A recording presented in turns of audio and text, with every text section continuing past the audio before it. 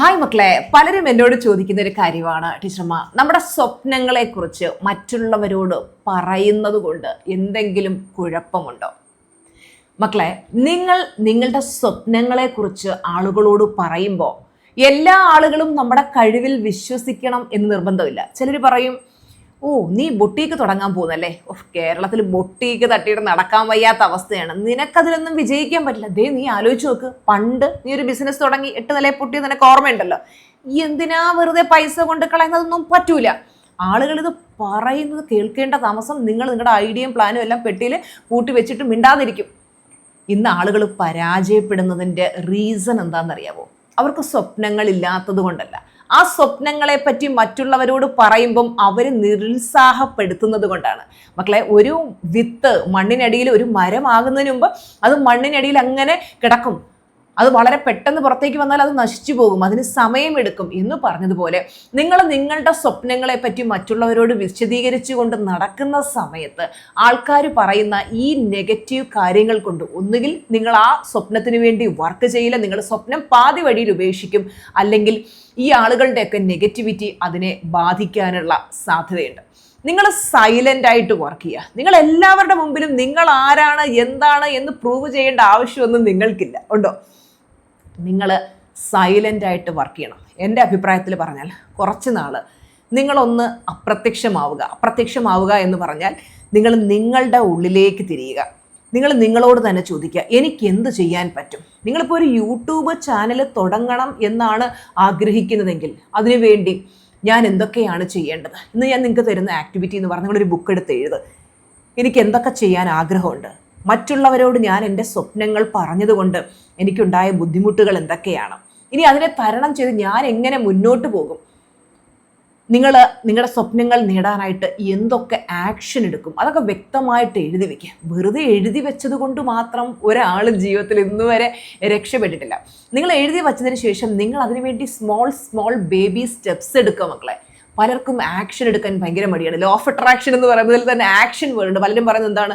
Affirmation എഴുതി കഴിഞ്ഞാൽ manifestation അങ്ങ് നടക്കും, അല്ലെങ്കിൽ വിഷ്വലൈസേഷൻ ചെയ്ത് കഴിഞ്ഞാൽ യൂണിവേഴ്സ് എല്ലാം നടത്തി തരും. നോ, നമ്മൾ അതിനുവേണ്ടി പണിയെടുക്കാതെ നമുക്കിപ്പോൾ ഒരു കോടീശ്വരനാകണം, നമ്മൾ അതിനുവേണ്ടി ഒരു ബിസിനസ്സോ അല്ലെങ്കിൽ നമ്മളൊരു ജോലിക്കോ പോയി എന്തെങ്കിലും ഒരു കാര്യം ചെയ്യാതെ വെറുതെ ഇരുന്നത് കൊണ്ട് നമുക്കത് കാര്യം നേടാൻ പറ്റുമോ? ഇല്ല. അപ്പം നിങ്ങളുടെ സ്വപ്നം നടക്കണമെങ്കിൽ അതിനുവേണ്ടി നിങ്ങൾ സ്മോൾ ബേബി സ്റ്റെപ്സ് എടുക്കുക. കുഞ്ഞു കാര്യങ്ങൾ ചെയ്യുക, നിങ്ങളെ മുന്നോട്ട് കൊണ്ടുവരിക.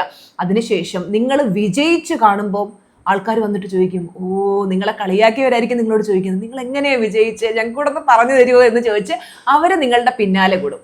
അതുകൊണ്ട് നിങ്ങളുടെ സ്വപ്നങ്ങളെ തകർക്കുന്ന ഇത്തരത്തിലുള്ള നെഗറ്റീവ് ആൾക്കാരുമായിട്ട് ഒരിക്കലും നിങ്ങളുടെ സ്വപ്നങ്ങൾ പങ്കുവയ്ക്കാതിരിക്കുന്നതാണ് വളരെ നല്ലത്.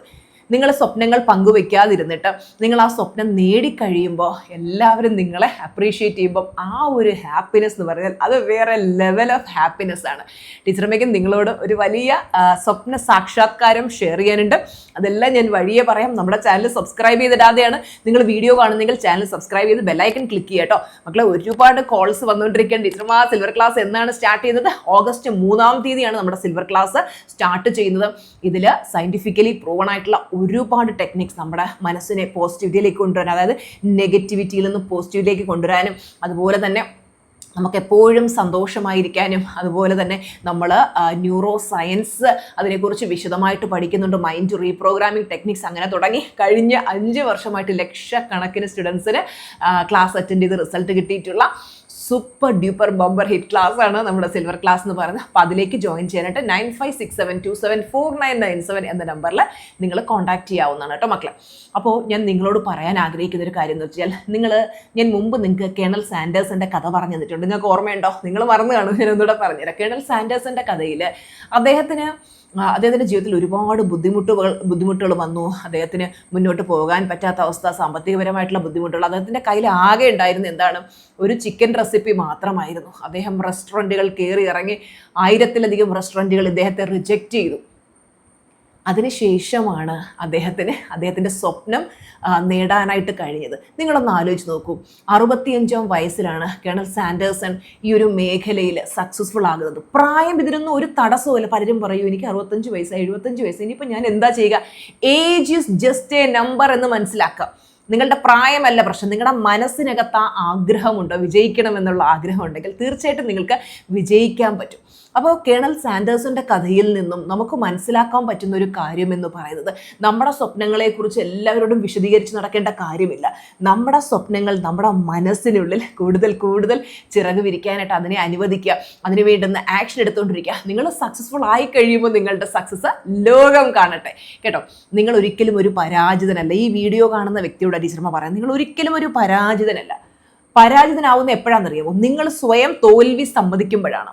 ഒരിക്കലും തോൽവി സമ്മതിക്കരുത്. എന്ത് സിറ്റുവേഷൻ, എത്ര നിങ്ങൾക്ക് ഡിഫിക്കൽട്ട് സിറ്റുവേഷൻ വരുമ്പോഴും നിങ്ങളുടെ മനസ്സിൽ നിങ്ങൾ പറയും, എനിക്ക് മുന്നോട്ട് പോകണം, എനിക്ക് മുന്നോട്ട് പോകണം, എനിക്ക് മുന്നോട്ട് പോകണം, എനിക്ക് വിജയിക്കണം. ഈ ഒരു ത്വര നിങ്ങളുടെ ഉള്ളിൽ വളർത്തിയെടുക്കുക.